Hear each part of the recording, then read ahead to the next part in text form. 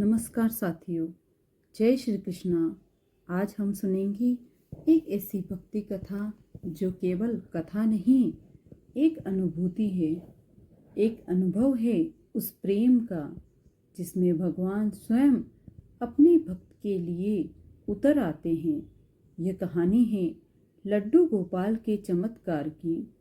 ये कथा है वृंदावन के पास बसे एक छोटे से गांव मधुपुर की।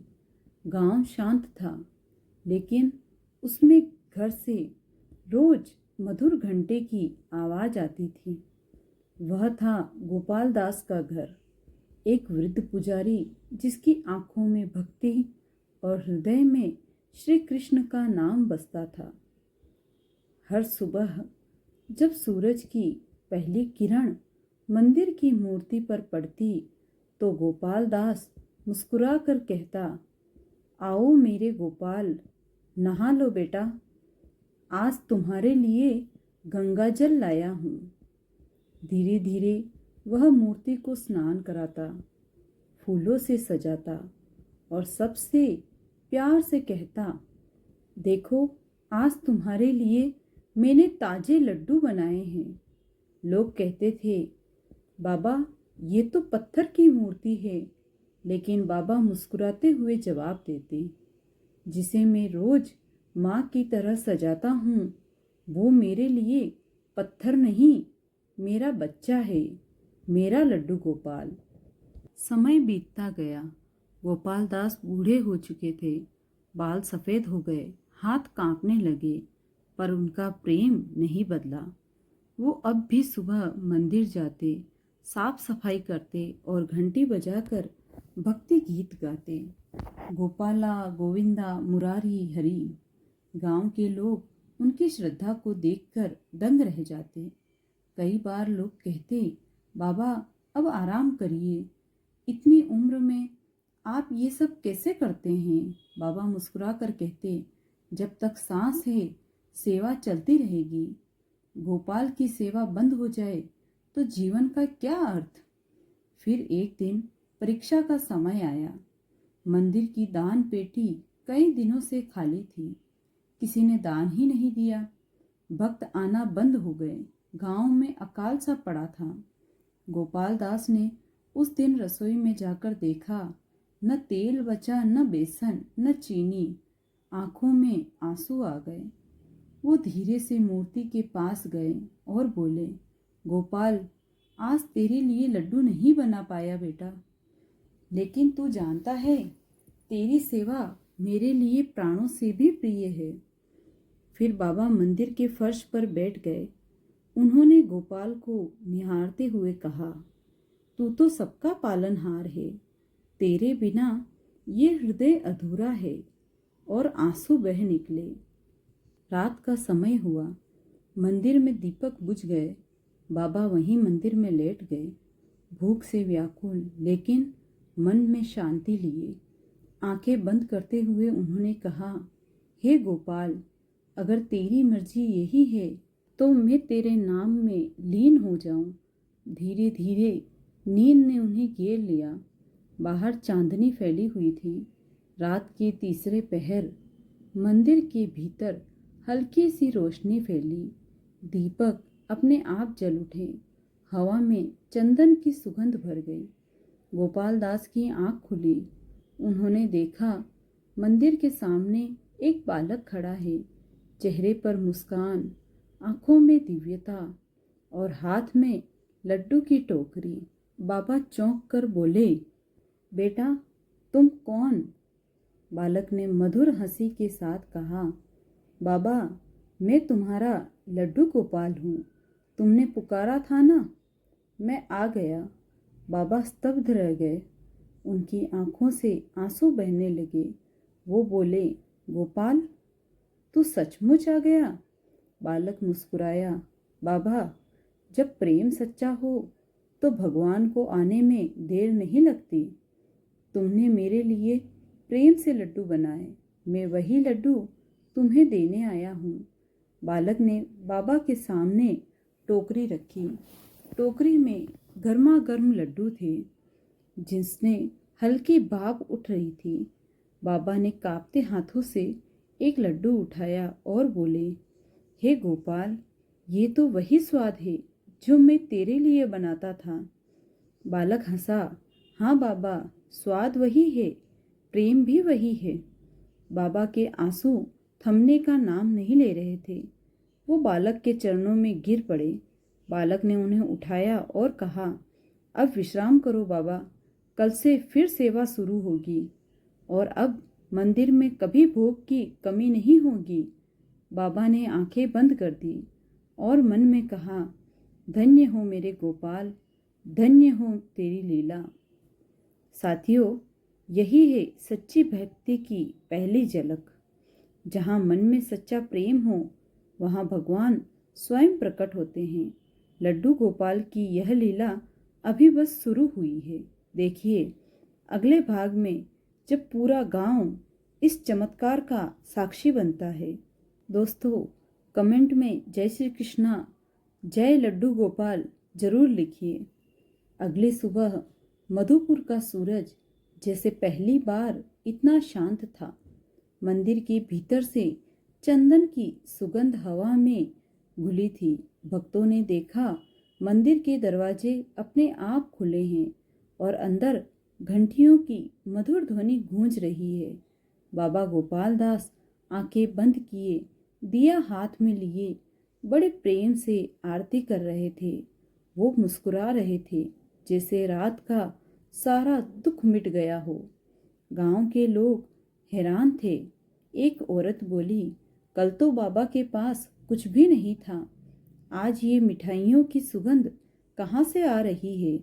दूसरा व्यक्ति बोला, लगता है कोई चमत्कार हुआ है। लोग मंदिर के भीतर झांकने लगे।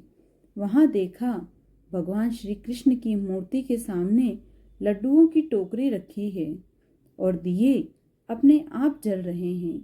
सब लोग आश्चर्य से एक दूसरे को देखने लगे। बाबा ने धीरे से कहा, ये किसी इंसान का काम नहीं है, ये मेरे गोपाल की कृपा है। लोग बोले, कैसी कृपा बाबा? बाबा की आंखें छलक उठी। वो बोले, कल रात जब मैंने भूख में कहा कि आज लड्डू नहीं बना पाया, तभी मेरा गोपाल स्वयं आया, अपने हाथों से मुझे लड्डू खिलाए। लोगों को विश्वास नहीं हुआ। कई ने कहा, बाबा ये तो सपना होगा। बाबा मुस्कुराए, नहीं बेटा, वो सपना नहीं था, वो साक्षात लीला थी। जो सच्चे मन से पुकारता है उसके द्वार भगवान स्वयं चलकर आते हैं। दिन बीतते गए। मंदिर में अब रोज भोग लगता। भक्त आने लगे। हर सुबह मंदिर में लड्डुओं की टोकरी रहस्यमय ढंग से रखी मिलती। किसी को पता नहीं चलता कि ये कौन लाता है। कभी 5 लड्डू, कभी 7, कभी 12, हर दिन अलग गिनती। लोगों ने कहा, यह तो भगवान का चमत्कार है। गांव का हर बच्चा कहता, माँ हमें भी गोपाल बाबा के मंदिर जाना है, वहाँ भगवान खुद लड्डू खिलाते हैं। एक दिन गांव में सूखा पड़ गया। कुएं सूख गए, फसलें मुरझा गई। लोग परेशान थे। बाबा मंदिर में गए और लड्डू गोपाल से बोले, हे नंदलाल, ये गांव तेरा है, सब भूख से तड़प रहे हैं। तेरे लड्डू तो रोज आते हैं, पर अब गांव को भी तेरे प्रसाद की जरूरत है। मूर्ति के सामने दीपक की लो तेज हो गई। बाबा समझ गए, गोपाल ने सुन लिया है। रात हुई। भक्तों ने देखा मंदिर के आंगन में सैकड़ों लोग जमा हैं। अचानक हवा में चंदन की खुशबू फैली।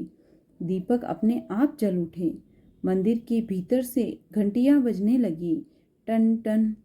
और जब सबने अंदर देखा, वहां भोग के ढेर लगे थे। लड्डू, खीर, दूध, मक्खन, जैसे स्वयं वृंदावन उतर आया हो। गांव वाले नतमस्तक हो गए। बच्चे हंसने लगे। बुजुर्गों की आंखें नम हो गई। बाबा बोले, देखो बेटा, ये मेरे गोपाल की लीला है। वो अपने भक्तों को कभी भूखा नहीं रखता। अब मंदिर का नाम दूर दूर तक प्रसिद्ध हो गया। लोग दूर दूर से दर्शन के लिए आने लगे। हर कोई कहता, मधुपुर के मंदिर में भगवान स्वयं भोग लगाते हैं। पर बाबा का मन वैसा ही शांत रहा। वो कहते, यह मेरा नहीं, मेरे गोपाल का मंदिर है, मैं तो बस उसका सेवक हूँ। लेकिन समय के साथ बाबा की उम्र और बढ़ गई, शरीर कमजोर हो गया। एक दिन उन्होंने मंदिर की मूर्ति को निहारते हुए कहा, अब लगता है तेरी सेवा का समय पूरा हो चला है बेटा, अब तू किसी और को भेज देना। इतना कहकर बाबा ने आंखें बंद कर दी। उनकी हथेलियां अब भी लड्डू गोपाल के चरणों से जुड़ी थीं। मूर्ति के पास हल्की रोशनी फैली। गोपाल की मुस्कान पहले से ज्यादा चमक उठी, जैसे वो कह रहे हों, बाबा तू सेवा छोड़ नहीं सकता, अब तो तू मेरे पास आ जा। उस रात बाबा ने मंदिर की सब दीपक जलाए। वे मूर्ति के पास गए और बोले, आज मैं तेरे साथ बैठकर भोग खाऊंगा बेटा, आज मुझे तेरी संगति चाहिए। उन्होंने लड्डू गोपाल को सामने रखा, थाली में लड्डू, दूध और तुलसी रखी और फिर धीरे से बोले, अब चले गोपाल। मूर्ति की आंखों में जैसे जीवन उतर आया। दीपक की लो तेज हुई और उसी क्षण मंदिर में दिव्य प्रकाश फैल गया। सुबह जब गांव वाले मंदिर पहुंचे तो दृश्य देखकर उनकी आंखें नम हो गई। बाबा गोपाल दास मूर्ति के पास बैठे थे। माथे पर हल्की मुस्कान थी और उनकी गोद में लड्डू गोपाल की मूर्ति रखी थी। उनकी हथेलियां जुड़ी हुई थी, आंखें बंद, जैसे किसी गहरी नींद में सो गए हों, पर चेहरे पर अद्भुत शांति थी। गांव की एक औरत रोते हुए बोली, देखो बाबा अपने गोपाल के साथ ही चले गए। दूसरा व्यक्ति बोला, वो जहाँ गए हैं वहीं उनका गोपाल उनका इंतजार कर रहा होगा। मंदिर में सब लोग बैठ गए। दिए अपने आप जल उठे। वातावरण में चंदन और तुलसी की खुशबू फैल गई। घंटियों की ध्वनि अपने आप गूंजने लगी। गांव वालों ने बाबा की याद में मंदिर के बाहर एक शिलालेख बनवाया, जिस पर लिखा था, यह वही स्थान है जहां भक्त और भगवान एक हो गए। उस दिन से मंदिर का नाम पड़ा लड्डू गोपाल का चमत्कारी मंदिर। कहा जाता है हर शुक्रवार की रात मंदिर में अब भी लड्डुओं की सुगंध फैलती है और जब कोई अकेला भक्त वहां बैठकर गोपाल गोपाल पुकारता है तो उसके सामने से हल्की बांसुरी की धुन सुनाई देती है। भक्तों ने देखा, कभी कभी दीपक अपने आप जल उठते हैं, कभी किसी थाली में मीठे लड्डू रखे मिलते हैं। लोग कहते हैं यह बाबा गोपाल दास की आत्मा नहीं, उनकी भक्ति है जो आज भी इस मंदिर में जीवित है। साथियों, यह थी कथा लड्डू गोपाल का चमत्कार। सच्ची भक्ति में शक्ति है। प्रेम से किया गया भोग भगवान को सबसे प्रिय होता है और जब मन निर्मल होता है तो भगवान कभी दूर नहीं रहते, वे स्वयं हमारे जीवन में उतर आते हैं। तो अगली बार जब आप अपने लड्डू गोपाल को सजाएं तो याद रखें, वो मूर्ति नहीं, साक्षात आपके प्रेम का उत्तर है। जय श्री कृष्णा, जय लड्डू गोपाल। हरि नाम सत्य है, भक्ति ही भगवान है।